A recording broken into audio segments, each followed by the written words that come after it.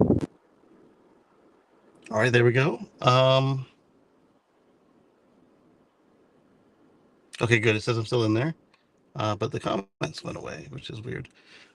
As you can tell, things did not go according to schedule, and I'm pulling up the X chat. It's going to be a little janky because I didn't. I said, oh, maybe I'll bring the interface. I don't need to bring the interface. I also didn't bring my USB A to C adapter, so I can't even use the microphone we normally use for this. So I apologize for the audio quality. But the side chat's going to be even lower quality than typical because the phone will be just sitting next to the iPad here. Um, just a moment. And it's September still. September 28. Record. Don't allow incognito. We're going to start the space. We're going to skip. We're going to unmute. There we go. And now I'm going to open up the notebook and hopefully I've got some articles in there for us to talk about. Refresh. I know I saved some stuff. Nope. They didn't make it. They didn't make it. I don't remember what I saved. Sideways? Okay, there we go. No audio still? That's not good. I didn't hear it say anything either. Sideways again.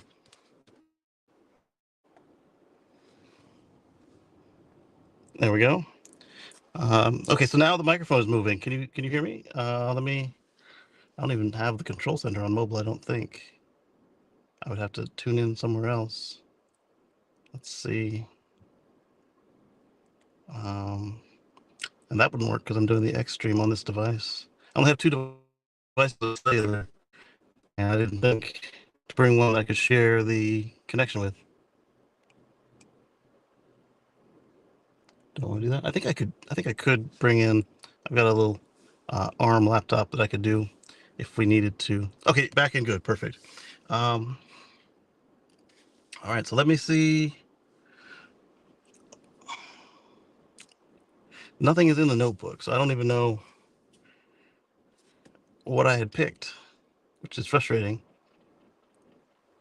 because it said it saved it, and then I'm looking and it says last week. So on this trip, I saw quite a few. Really? All right. Excellent. Thank you. I didn't expect it to be good. I turned down the fan on the air conditioner and I hoped for the best. So on the way over, we saw a couple Cybertrucks and a couple Kias. It was an interesting trip. We left at 9-ish, got here at 2:30, and then they wouldn't let me leave. So we were supposed to eat breakfast and then get back on the road.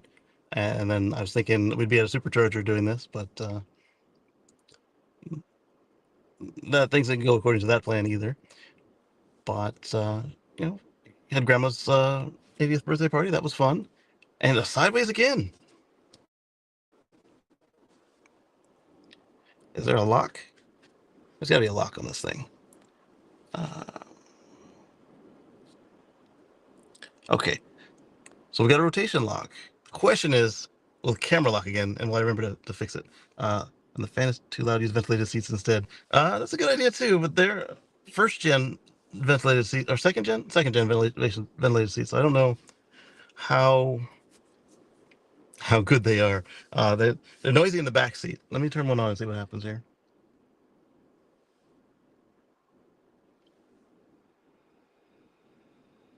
Yeah, you can hear it in the front seat too. And that was on, and this is oh, I see any point for medium. Yeah, I'm gonna turn them off. I can still hear it. All right. So we saw a couple of EVs on the way over, and that was fun. At the supercharger, we saw one Blazer EV that was interesting because at the it was at not Burlington. I always want to say Burlington, but that is wrong.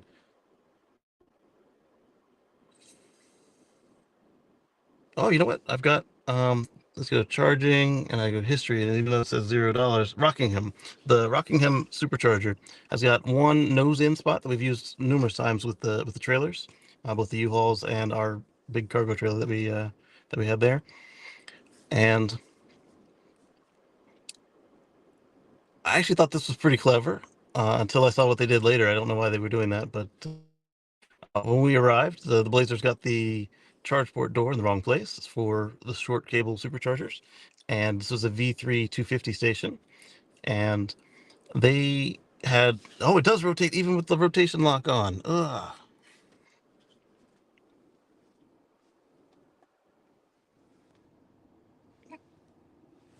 But now it's respecting my lock. There we go. Um, they were charging with the nose in spot because that actually meant that they only used up one uh, charging spot instead of two, like their vehicle would require. And it was pretty cool because they let me open this one back up because I don't know if it's acting weird. There we go. And they it made sense. And then I was like, cool, that's smart. So we pulled up. There's a Cybertruck there and a bunch of others. And so rather than do the every other car thing, we just pulled up next to this Model Y. And then as we were starting to back up, the Cybertruck left. This gave us room to, instead of being right next to somebody, we actually could do the every other. And instead of taking the one the Cybertruck used, we used the one next to where he was because he can use the full connection for a good minute, and I didn't know where he was in his charge. And the problem with that would be if we pulled up behind a car that could use the full connection, then if it was too hot, it would it would give us a reduced charge. And so it probably would not have been a big deal, but I went ahead and we just charged the one that we didn't see somebody at when we had pulled in and done the circle through and then parked. The FSD wanted to park at a stall. It pulled us up, lined us up, and it went to go reverse, except I've never seen it pick a stall that you can't use before. This is a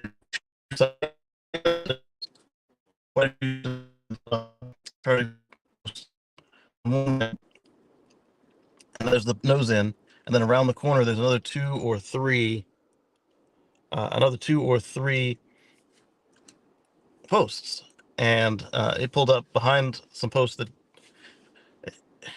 not even if you were pulling the cable through the wrong way, like there was enough of an island and greenery that you couldn't make the cable reach even on a long cable supercharger station. It would not have connected. So FSD kind of had a little oopsie there. So I just manually took it and went around the corner one more time, and that's where we were picking up the Cybertruck and everything. By the time we finished our restroom break and we were coming out to decide, all right, this place has a pizza there, and Moto had been saying that she wanted. Oh, actually, that's Mako's seat now, but that's where Moto used to sit. Now she sits right behind me because the car seat blocks the seat back. But there was Little Caesars there, and she'd been wanting pizza because they had pizza here on Friday, and I told her the pizza would not be available with the amount of guests available by the time that we arrived. So I said, okay, we'll go ahead and get you some pizza when we get done with the restrooms. Went to the restrooms, took everybody through. On our way back to the car to set Mako and Gig down, the Blazer had moved from the pull-in spot to across like four of the middle stalls. The same way I would do when I have a trailer at a station that doesn't have trailer-friendly spots, and where I've got the U-Haul trailer where I can't drop it like I could do with my own, where I just crank it down, leave it. I don't know why they did this, and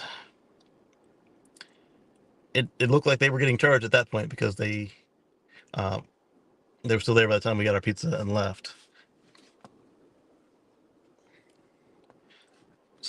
So I don't know how this rollout is going to go. We did see that they finally have um, done the paperwork for the first V4 native station, which has got the V4 dispensers and the V4 cabinet. So you got 8 stalls per cabinet, up to 500 kilowatts per per stall. And I think that's pretty cool. But now I'm wondering, we've already seen them do all of Germany with the long cable superchargers. How are they going to do this rollout with the V4 superchargers? And will it be compatible with everybody who's joined the supercharger coalition? Everybody's gone to NACS, and everybody but VinFast that I'm aware of has switched to uh, being able to work with the superchargers.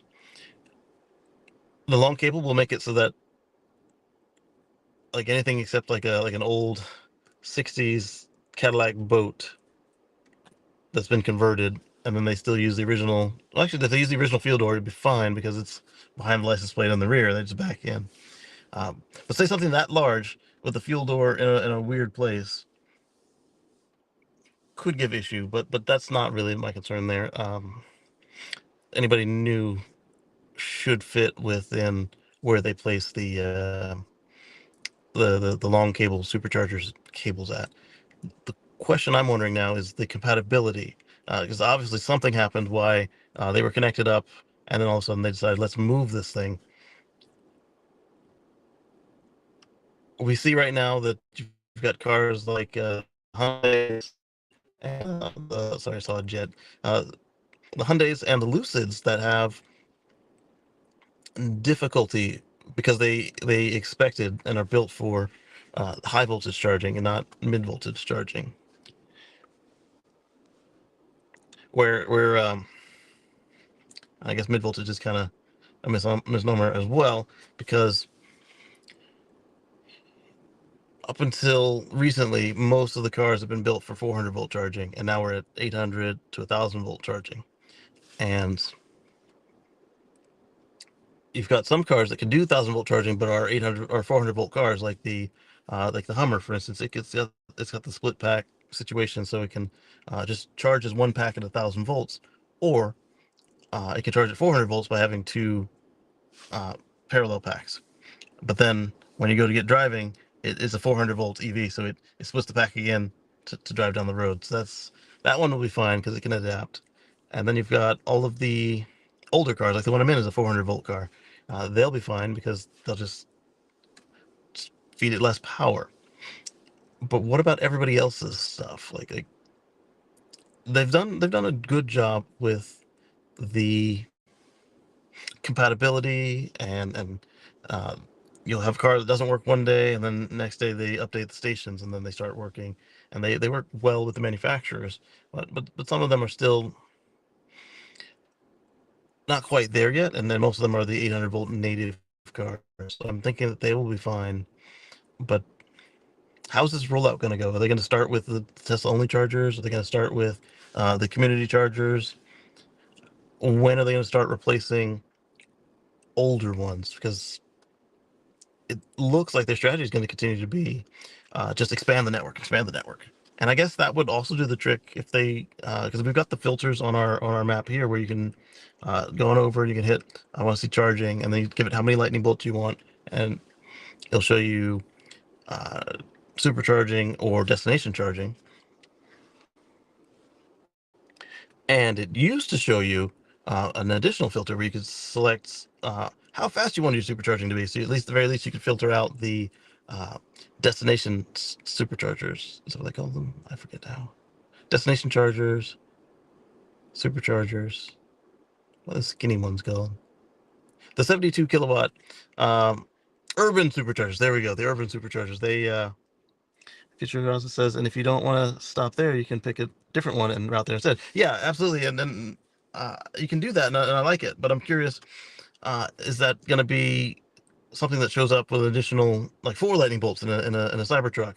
And then if you're in a Lucid or a Hyundai or any other vehicle that they've noticed has compatibility issues with the V3 pluses or V3s, will will they? Because you can use the Tesla app to find them. You don't have to use your manufacturer's app. Will they just kind of steer you to go to the one that works? Or so far, watching them do their thing, I haven't really seen them do replacements except for when they were getting rid of the V1 stations. The V2s didn't get replaced with V3s in most cases. And the V3s didn't get replaced with the V3 and a halves. their choice was usually just put another site, just fill in more of the gaps, fill in more of the gaps.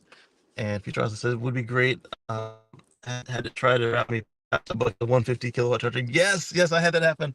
So on this trip, it wanted to only stop twice, and I've always been of the mindset that I'll stop as many times as I need to if it's going to lower the speed of the trip, or does lower the total time of the trip. And for a couple of years, they had it set up for just like newbies, and they're like, "Oh, well, you can stop one time for 90 minutes, and you can get there with one stop." I'm like, I don't care how many times I have to stop. If it's gonna take me 90 minutes of charging to stop once, or I can stop twice for 15 minutes each, duh. And so then finally somebody had at least give us the choice to do that in the interface, and now they let you pick whether it's gonna be scenic or any number of things. And I thought that was pretty cool as well. So I think they're going to continue to fill in the holes in the network, but at which point are we going to see them start to do replacements? Obviously, it would be sensible to replace the V3 pluses with with the V4 natives, because you've already got V4 stalls everywhere. So I guess that would be all of Germany and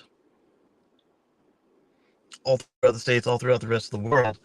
Those would be good candidates to start with because it's a cheaper upgrade and it gives you a pretty good uplift. But then you've also got some V2 stalls that are not the last V2. They're the V2 120s, not the V2 150s. Are they going to be replaced just as available, like we saw with the V2s to the V1s to the V2s, or the V1s to V3s, as some of the sites were? That'll be interesting to watch. And we've seen them remove stations as well. The very first one, I made a video on the how did I put it? The something to the effect of the station that was removed from the map. And what happened there was the host got sold, and it was a hotel. And the new host, not only did they not want to continue the contract, they were just outright hostile to all of the Tesla owners. And this was before Supercharger Network had opened, and it was still a V2 anyway, so that didn't matter, um, because the V2s aren't open to other brands. But even if you were coming in and going to spend some money in the cantina and use their restrooms, they would just harass you. And so Tesla took it off the map.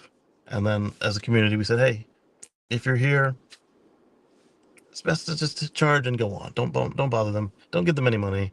Uh, don't give them a reason to harass you. And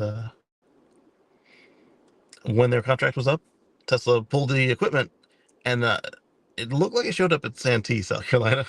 Or no, sorry, that's the wrong one. Santee did get more, but there was another one in the area, I believe, Northern South Carolina charging station, and its equipment showed up at another site, like another site that just expanded. It just had more V2 stalls than it had a couple days before, and I thought that was pretty cool.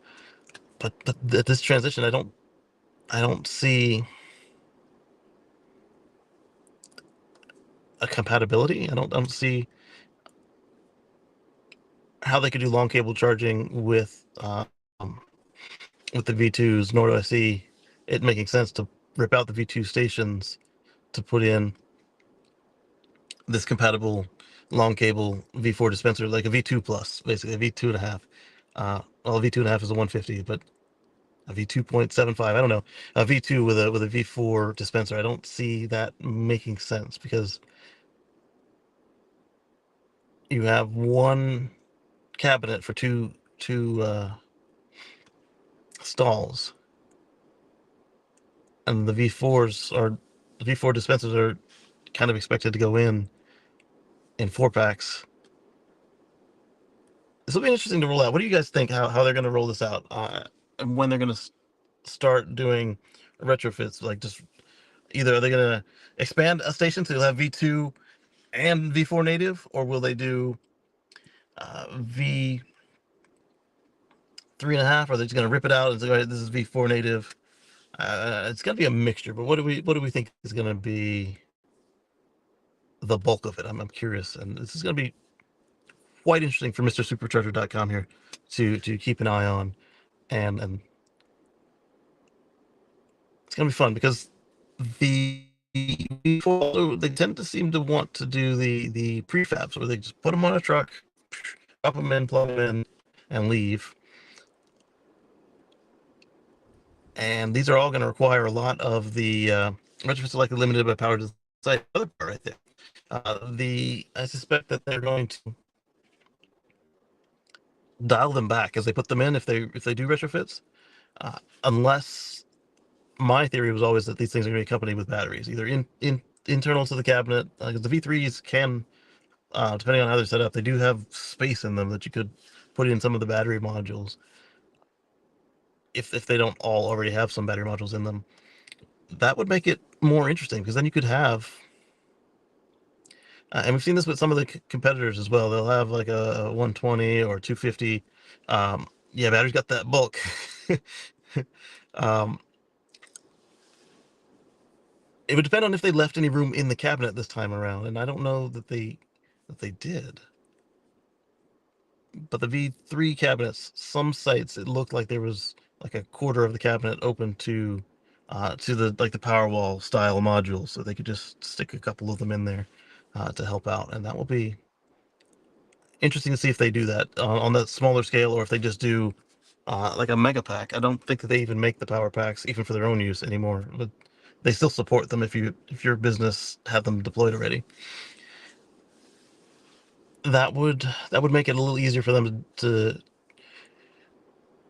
handle because they can take megawatts per station because that's what they do for the semi truck, and they're guaranteeing 500 kilowatts output on the consumers, which means that they could do two full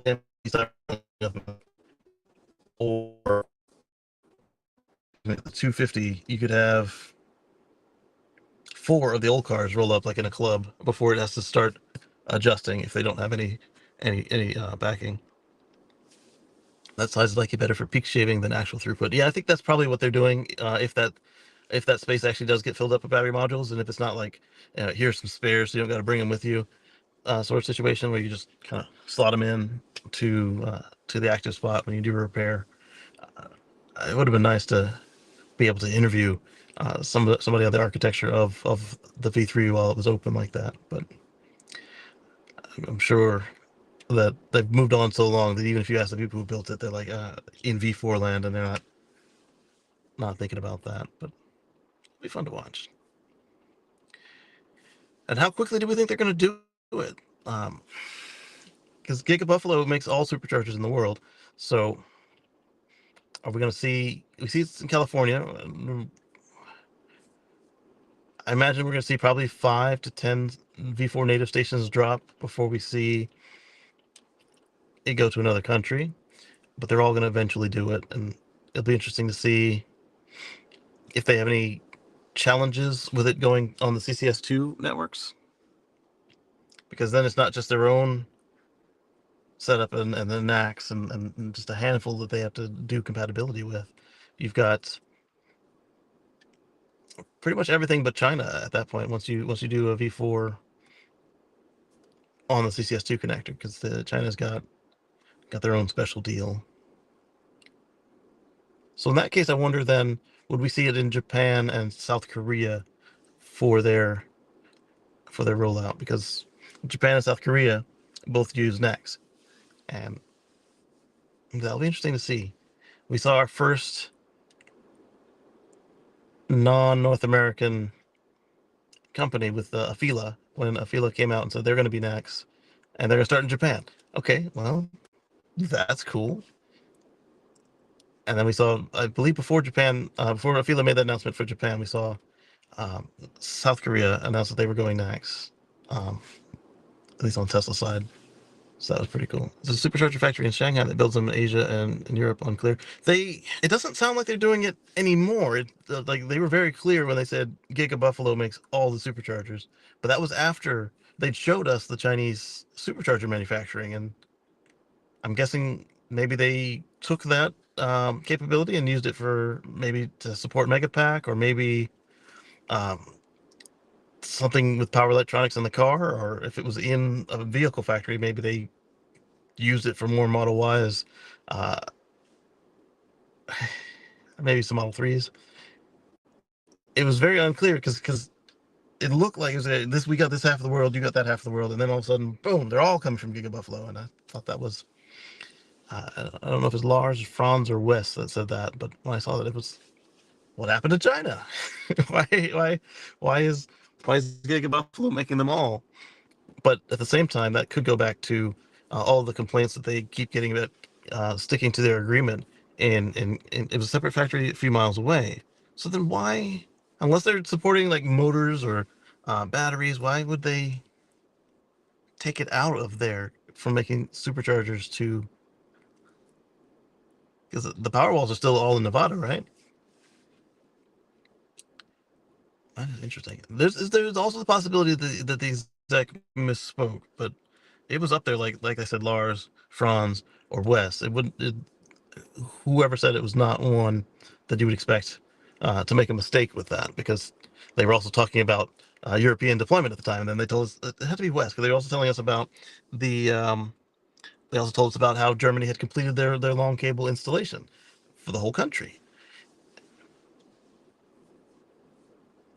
or it could have been one of those pauses that they do. Tesla does that sometimes, like where S and X weren't built for a year, but yet they were still selling the brand new ones. And then when that sports star was complaining that he's been waiting in line, and all of a sudden they found a brand new one that, well, it wasn't a demo or anything, and like, here you go. And then after he got his car, out came the Plaid, and it's like, wish I waited in line. I, this is this is quite interesting to watch. And I know it's like insider baseball and reading tea leaves, but it's critical infrastructure, because if we're going to do long trips outside of our home regions, we're going to need a way to juice them back up. And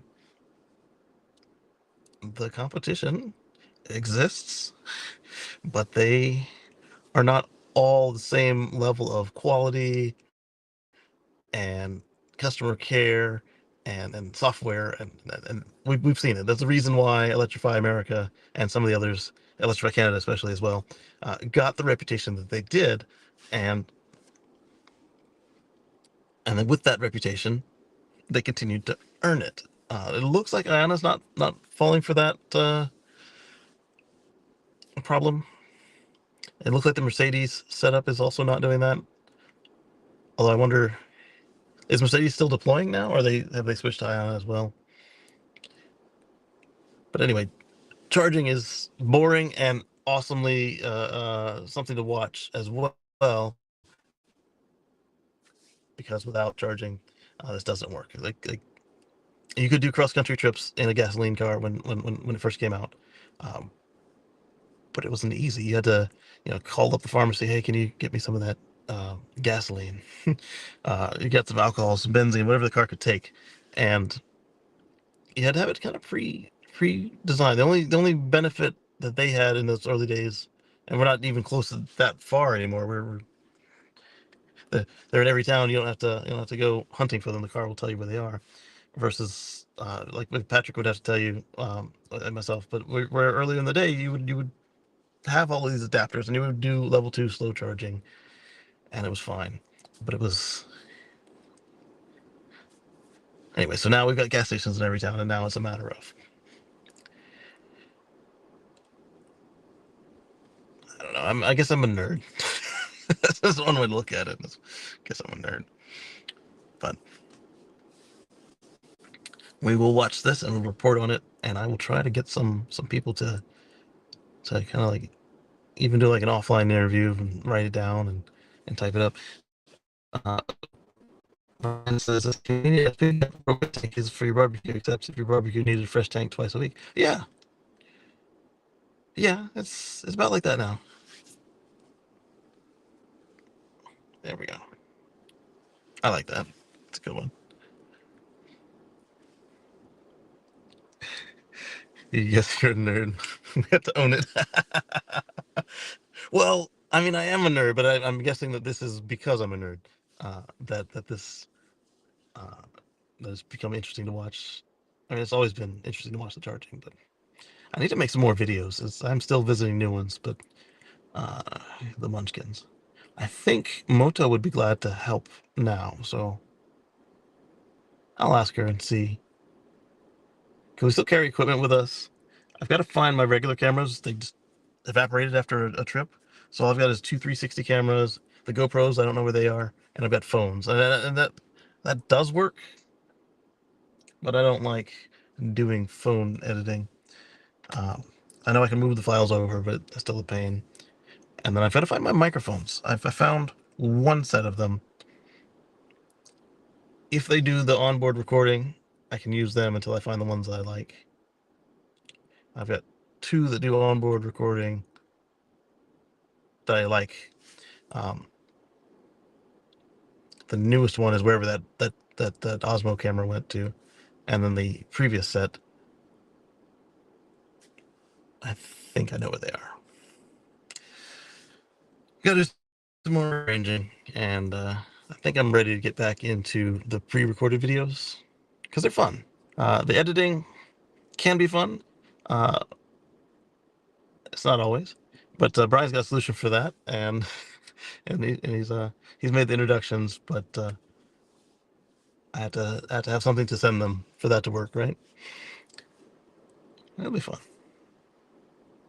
So, like I said, off the cuff, I'm gonna look this notebook one more time. Now I've asked it to refresh 6 times and see if it actually put anything in there. No.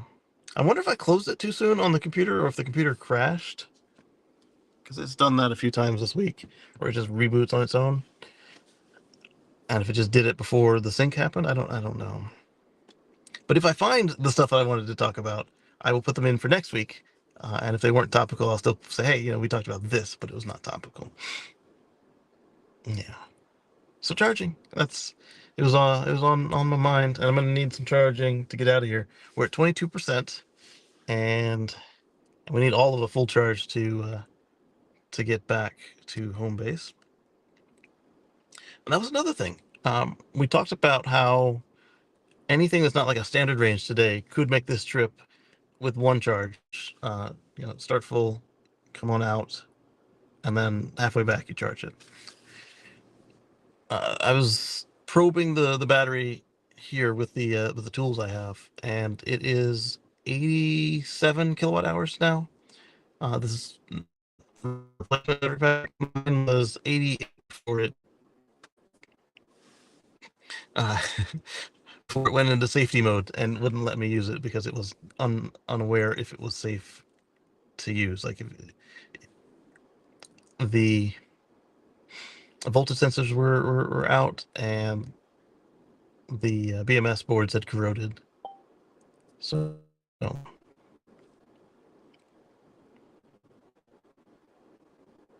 that's what happened to that one, and they replaced it.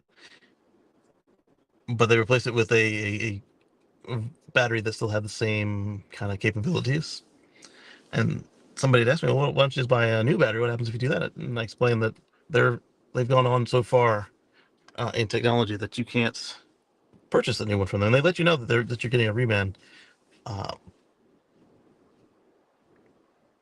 but at some point, these cars will still be on the road. And are we going to go aftermarket batteries, or is Tesla going to just do a run? Like, all right, we're going to make 25,000 SX packs again. Here we go. Or are they going to just continue to retrofit them together? Like, okay, these modules work. If anybody can balance them, it's them. That was an interesting question that person asked. It's like, what are you going to do? Because like with the old 3, you can still get new packs for that because they know how to do that technology, and the stuff that they're putting out is still compatible with it.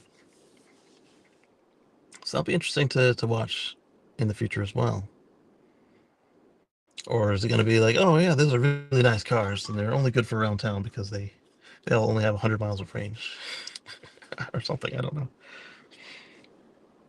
And what other question came up that was a fun one to discuss with everybody? FSD came up a couple times. With that one, it's just a matter of most of my driving is now capable of being done with FSD, and I do let it do a lot of it. It still makes some mistakes, but I'm running on V3 hardware. The one we saw last week that ran over the debris and had a massive repair bill was it was a V4 system. Where they were trying to say, hey, Elon promised this in 2016 and we can finally do it. Any Falcon Wing door issues? Yes, I had this door on driver's side had crushed the collar around the latch, so Tesla replaced that.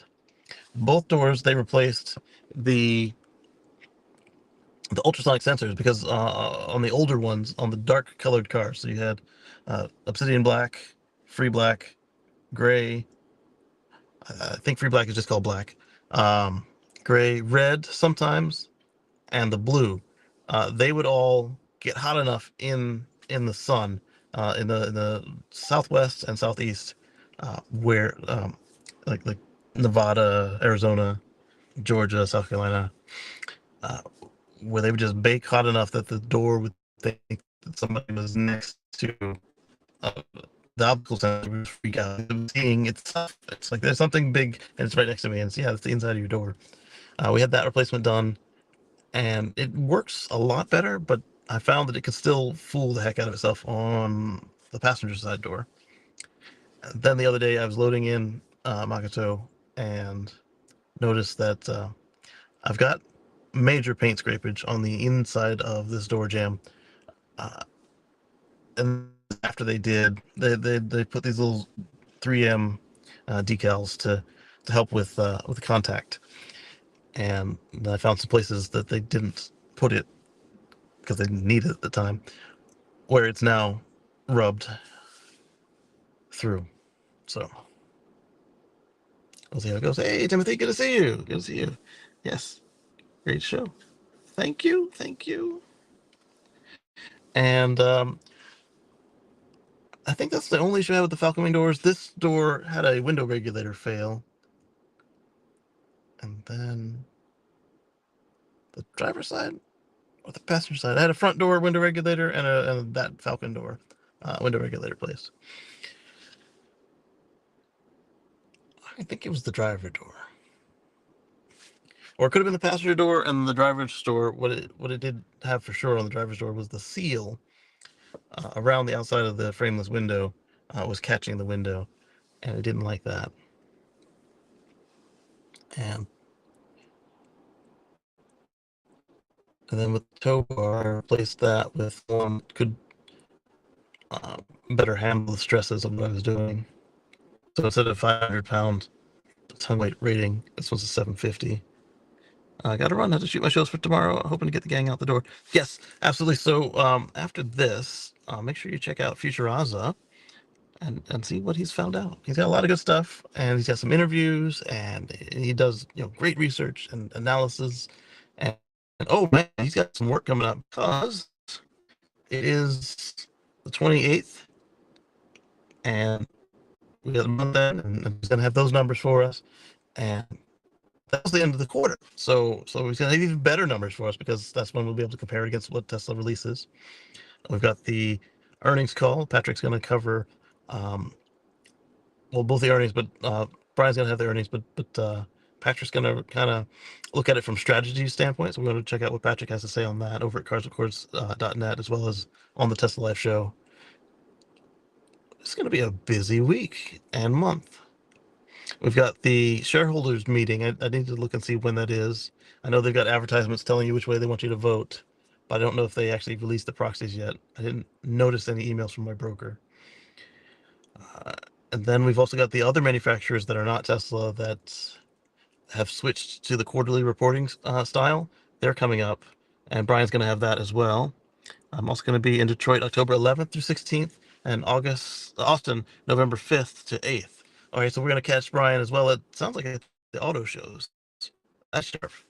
And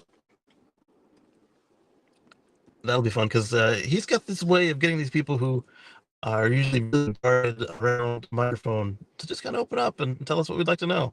And his style is very, very approachable. So I'm looking forward to that as well. And then we'll see what I get into. As I said, does find more stuff. Mako's getting ready to crawl, rolling, and she knows that she isn't yet, because every time she tries to, Moto's trying to kind of like push her, and she doesn't. She doesn't want to be watched. She wants to just try it out on her own, and we'll see how that goes. But I'm hoping that breakfast is ready. So what I'm going to do is thank everybody for coming in today. It's the 4th Roadmap Conference in Detroit and the shareholder meeting in Austin. It's a 4th Roadmap Conference, and then the shareholders. So you're going, sweet. I thought about going to one of these, but while I can travel, it's just I'm very particular about where I sleep. Mainly that I don't want to pay for a hotel.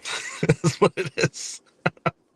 All right. So again, I want to thank everybody for coming and spending time with us today. I hope the breakfast is ready, because after that, I'm going to scarf it and hit the road so we can get back before dark, hopefully.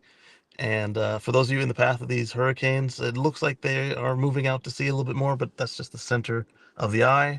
So the rain bands and wind are going to be everywhere, so be careful. We're about to drive through some pretty gnarly rain to get back to home base, and so I'm excited to get on to everything with you all. And I want to thank you all for your time this morning, this afternoon, and of course for our channel members, your monetary contributions. They help keep all these services running, and I'll catch you on the flip side, starting with we got the Tesla Life Express on Monday, and then we'll be live on Wednesday. Again, I thank you for putting up with me, and next time what I'll do is I will make sure to put the audio interface. I say audio, it's also a video interface. I'll make sure to put everything in the car next time, if there's any chance that we could not be in an appropriate place to use everything in time for the show. So, all right, we'll catch you on the flip side.